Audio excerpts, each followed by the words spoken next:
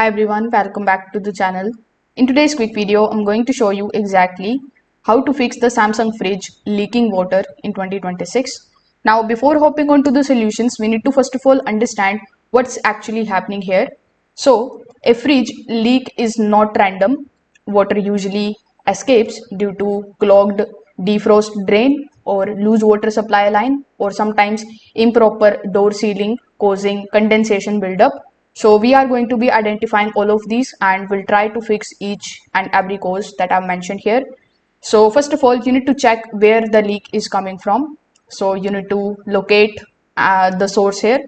If you find the water inside the fridge, it's likely defrost drain blockage. If the water is at the back or floor, it's possible that the water line leak problem is there. So this step is going to help you target the correct fix.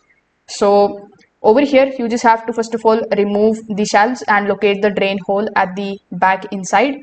If it is blocked with ice or debris, pour water through it to clear the blockage.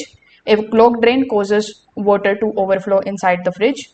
After doing so, you just have to check the water inlet line at the back. Just make sure that it is tightly connected and not cracked or leaking. Even a small leak can collect under the fridge.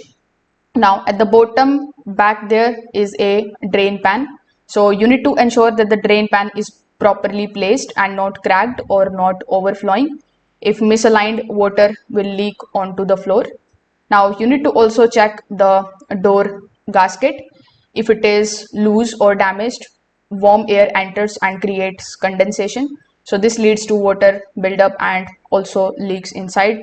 So you just have to try all of these things and see if your fridge is now working properly again. If this video helped you out, make sure that you like this video and subscribe to the channel. Thanks for watching.